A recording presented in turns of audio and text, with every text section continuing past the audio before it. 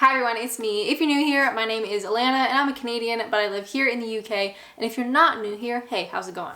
I haven't sat on the floor in a hot minute. And I don't want to say my back already hurts, but that might be a possibility. Now, I moved to a foreign country. This is true. That's why I sound like this living in England. And when people learn that, they sort of assume that I must be quite extroverted. I feel like that's kind of like an extroverted thing to do. And no, I am not an extrovert. Spoiler alert, absolutely not. And there are two things that I've always struggled with, among other things, obviously, but the two that we're working on right now. One, doing things on my own, whether that is a day out, whether that's even just like going to a cafe, going out for lunch on my own. Like doing things on my own makes me feel gross. And two, vlogging. I find that so embarrassing. People look at you. I don't want to be annoying to the people around me. Just don't like it. And so last year I said, well, what about forcing myself to do the things that make me clammy and want to throw up? So for this last year, I have been doing solo trips and vlogging them for the channel. If you've watched any of them, I honestly truly appreciate it. Some of them were more popular than others, which we will get to shortly. But overall, the experience has been very eye-opening, very rewarding, stressful, which is silly to say because it's like a real privilege to be able to do this stuff. I've learned a lot. So for my first vlog, I picked the Imperial War Museum. Now this was very strategically picked because I had been to it before, but years before. So I kind of felt like I had some level of knowledge of getting there, of being at the museum. I kind of knew what to expect, but I couldn't remember like the individual exhibits or anything. So as someone who is anxious and traveling solo, it felt like a good first step. And I remember it was so hot that day, just absolutely sweating. And by the time I got home, I was exhausted, not just from like the trip itself, it being hot and sweaty, but like the emotional exhaustion was actually kind of surprising. And as much as I love this museum, and this is one of my favorite museums, this day, this vlog was a struggle. Bit overstimulated, bit overwhelmed and anxious and sweaty, so sweaty. But certainly it was not my favorite solo vlog for like the experience as a whole. But it was a good first step. Next up was the Victoria and Albert Museum. Again, keeping with the museum theme, this one I had been to, but I had no recollection at all of this place. I probably was like 16 when I first went there. So it felt like a new experience, but I will say museums are such a great entry point for doing things on your own. Largely speaking, people there are also foreign and they don't know where they're going.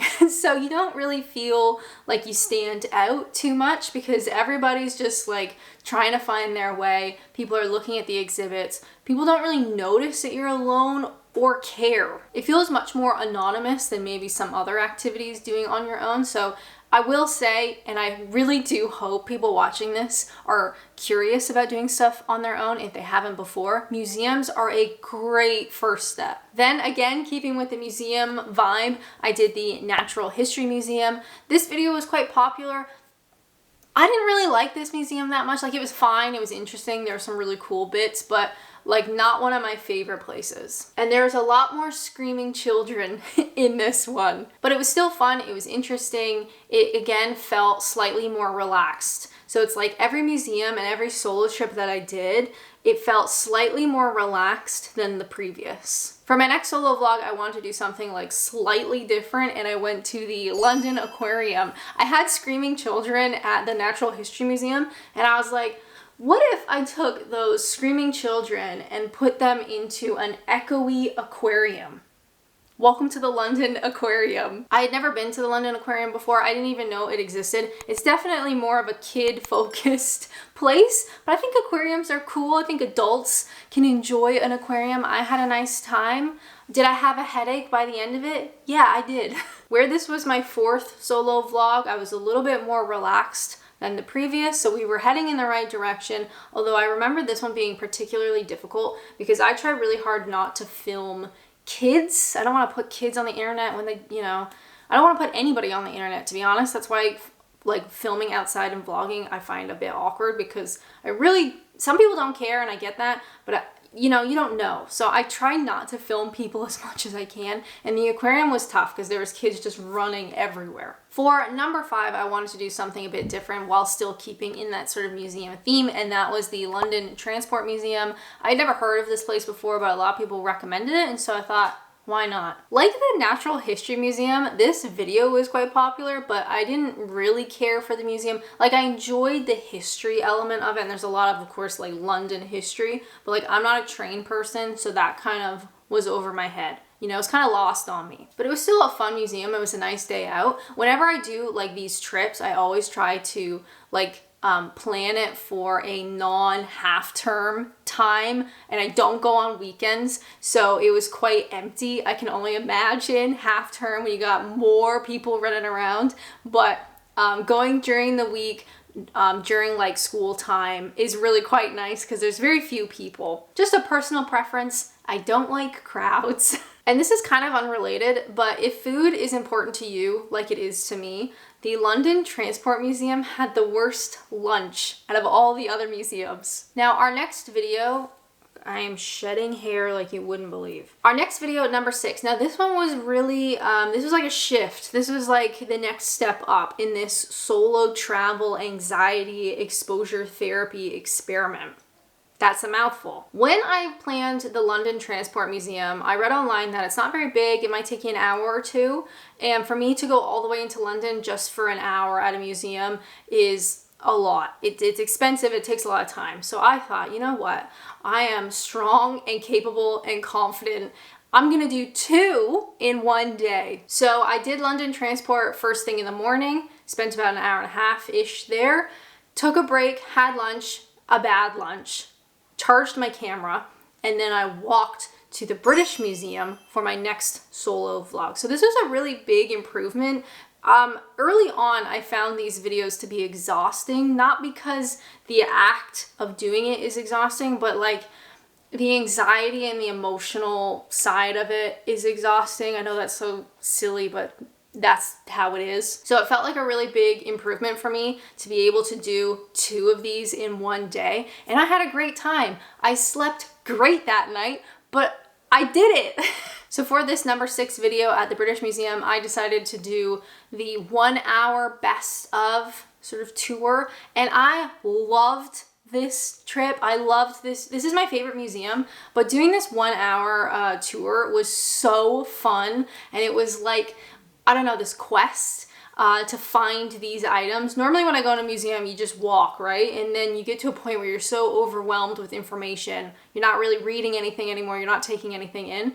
But this was so cool to be able to like pinpoint what the museum thinks are 10 of the most important influential pieces, and then to like find the next one, like a little quest. I loved it. This was genuinely so fun. And if you ever do go to the museum, I hope you do. It's my favorite, but definitely do the 1 hour. And I think there's also a 2 to 3 hour tour as well. Like tour as in you do it yourself, but you get a map with all the items and you go find them and stuff. I loved this. This was so fun.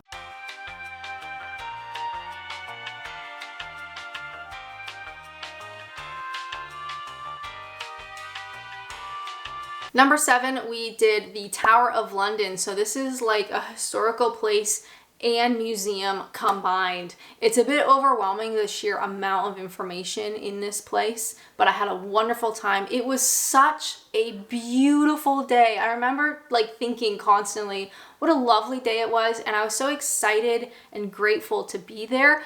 And I think this is when I really started to think about how I wasn't so anxious about going to the thing by myself and being alone and like that being embarrassing and people looking at you and whatever, or people looking at me filming like, oh, that's so cringy.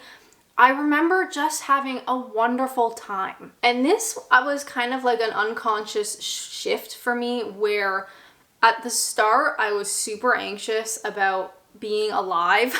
I was super anxious about doing the thing on my own and filming the thing and people looking at me and being anxious about that kind of stuff. And here at the Tower of London, so this was what, number 7? I started to realize that I was more anxious about just getting a really good video for you guys, and I wasn't really anxious about being there by myself, and I wasn't really anxious about having lunch alone and everyone seeing me, and I wasn't really anxious about filming. I was more anxious about making sure I had a good video for you. And that emotionally is a big shift. And then we come up to number 8. This was another big pivot for me. This was the blue plaques in London. So the idea was I wanted to pick 10 blue plaques that I thought were really influential and then go find them all. And up until this point, I had been doing voiceover vlogs. So when I would go to a museum or I'd go to the Tower of London, I could just film and I wouldn't have to worry about sound. I wouldn't have to worry about kids screaming or people talking or like car noises. Like I wouldn't have to worry about any of that because I would just film and then I would come home, I'd delete the sound and I would do a voiceover myself here at my desk. And there's pros and cons to that, which we will get to in a second. Some people love them, some people hate them. You can't please everybody. But while I was on the train into London to do this blue plaque video, on the train I decided, you know what? Let's film the sound. Let's not do a voiceover. Let's film this like a traditional vlog. And this was by far the most difficult video. The amount of time I spent on it, the amount of travel, the amount of talking, the amount of like trying to get to place, like just all of it. This was the most tiring, the most extensive, the longest video, and I had such a great time. And even though I feel like I've unlocked this new skill of being able to vlog vocally, so it's like classic vlog where you talk in front of the thing versus a voiceover vlog, even though I feel like I've unlocked this classic vlog ability, there are still places that I would only do a voiceover, even though I know some people hate them. I would not vlog traditionally in a museum, in a gallery, you know, where you're inside and it's supposed to be quiet. It is so obnoxious to be like filming yourself, be like, hey guys, what's up? Welcome to my channel. We're here at the Victoria and Albert Museum. No, that is so obnoxious and that is not the right time and the place, right? So there's certain places that I would still do a voiceover, but now I feel like I am somewhat more confident in doing like a classic vlog and talking outside, even though people do look, they can't help themselves, you know, they're curious and I totally get it. It's just deciding where that format is respectful and where it is not. Now for number 9, this was something a little bit different and I was really proud of this idea, but I love taste tests and now I was experimenting with these vlogs, so why not do them together? And I did British coffee chains. So in Canterbury, I went to all of the big British coffee chains. I bought a latte and I filmed myself trying it on the street. I will say filming in London is great because people actively don't look at you. They do not want to see you. They pretend you don't exist, largely speaking, Londoners at least. They don't want to see you. And if you are an anxious vlogger, that's great. I love that. In Canterbury, this was actually a bit more embarrassing because obviously it's a lot smaller. There's a lot of young people, a lot of universities in Canterbury, and people did look a lot more. Just part of the experience. But I loved this. This video was actually really popular with new viewers, which was exciting. And I definitely want to do more. I just have to figure out what the topic will be. I have some in my mind, but keep an eye out. I'd love to do more of these. For number 10 of our solo vlog experience, I went to the London Zoo. I'd never been before. I'd never even really thought of the zoo before, but people had suggested it and I thought, hell yeah, let's go. So in true I hate crowds fashion, I planned it for a school day, non-midterm, half-term break day. And it ended up being like quite sunny and nice out. I had a wonderful time. This was a traditional vlog, so I did film speaking. I felt like compared to a museum, compared even to the aquarium, where you're outside and things are a bit more spaced out, I felt okay filming the audio, although you do get like screaming kids and just like general zoo noise. But I'm really happy with how this turned out. It's a long one, but there's a lot in it. There's a lot to see at the zoo. I didn't even cover all the exhibits or anything. I was just really grateful for how this turned out and my experience was great. And it's at this point in the video when my butt is going to sleep. Now, there were a few, oh my God, There were a few, let me just stretch for a second. What am I trying to say? There were a few videos that were vlogs, but they weren't solo. So for instance, I did the Globe Theatre in London. That was a traditional vlog outside, speaking to the camera, all that fun stuff, but I did go with some friends, so not a solo vlog. I also did my own walking tour in Manchester. That was very fun, very tiring, bit overwhelming, but I was not by myself, so technically not a solo vlog, although a traditional vlog video. In terms of popularity, YouTube popularity, the most popular solo vlog, have a think. Can you guess which one it would be? Because it is not one that I would have guessed. It is my first solo vlog and what I think one of the weakest videos, and that is the Imperial War Museum by a long shot, like not even close, the most popular. The second most popular video, although it's not close, is the Natural History Museum, which is interesting because I think that video is better, although not my favorite museum. I think out of all of those, it's different because I like each video for a different reason. I loved the coffee chain, like high street taste test because it was just so different. I had a lot of fun with that. I think the London Zoo technically is a really good video. I worked really hard on the editing and getting a lot of footage, and I'm really happy with how that turned out. I think the blue plaque video, the big video across London, is probably the one that I'm most proud of because not only is it the first time I did a traditional vlog, I traveled throughout London with no real plan. I had 10 plaques that I wanted to see. I didn't know how I was gonna get to them and I just went and did it. I was really proud of that, especially as an anxious person. If you're not anxious, maybe all of this sounds stupid to you and you're like, I don't get what the big deal is. Happy for you.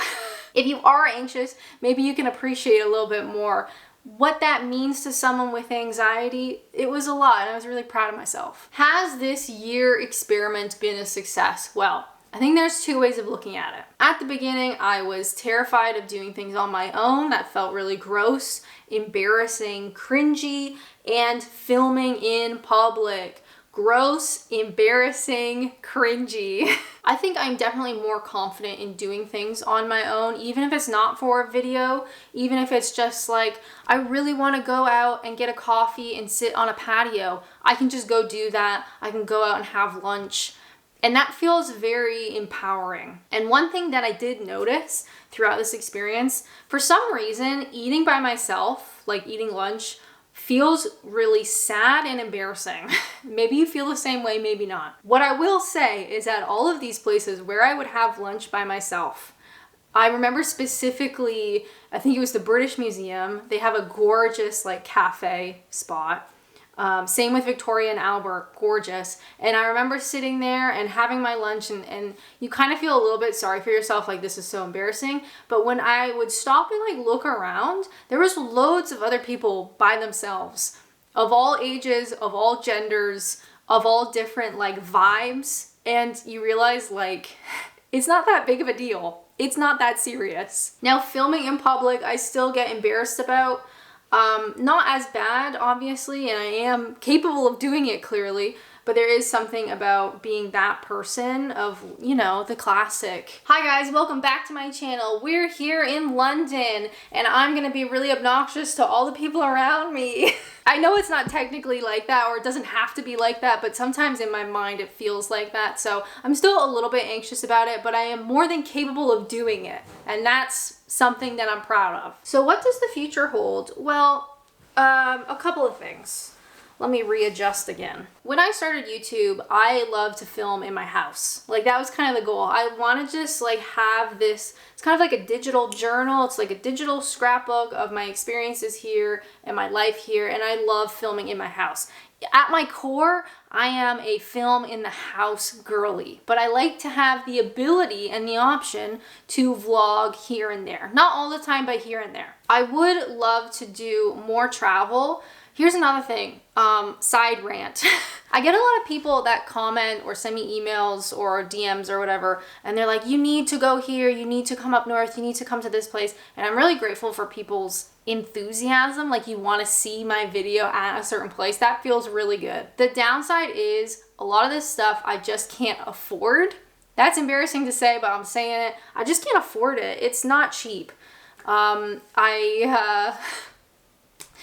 What else is there to say? So when I do a vlog in London, especially like the museums are free, right? So that is reasonable. I can do that. When it gets to a point where I have to buy, like I have to stay in a hotel, I won't make the money back from that video. Those vlogs don't make a lot of money for me, so I need to be able to fund it and budget for it. So that's my story. I am very grateful that people want me to travel, and I would definitely, I'd like to do a bit more. I think when I have a car and I can drive places will make it a lot easier. But yeah, vlogs don't make a lot of money. They're certainly not my most popular format either, so some of them do really poorly. So it's just a matter of, I need to be able to budget for it, and I try to do things that I'm actively interested in, knowing that the video probably won't make the money back. But I had a nice time doing it. Does that make sense? But in terms of doing stuff on my own, in terms of vlogging, there's no stopping me now. Thank you guys so much for listening to this rant. Thank you so much for being here. I have been on YouTube for a long time, and part of that makes me feel old and irrelevant. But I am very grateful to be able to make videos, to be here with you. I really do appreciate it. I never thought, this channel is what, like 8 years old now? This Adventures in Naps is the longest thing that I've ever done. Longer than any house that I've lived in, longer than any relationship that I've ever had, any job that I've ever had. Adventures in Naps is the longest thing I've ever done. So honestly, truly, thank you. It's you and the community that keeps this adventure going. I don't know what I would do without you. So honestly, thank you. Thank you for watching. Thank you for listening to this rant. I really, really appreciate it. If you would like to watch something else, can I suggest the blue plaque video in London? This was my most extensive video, the most tiring, the most exhaustive, the biggest video, and I'm really proud of it. But as always, thank you guys so much for watching, and until next time, bye!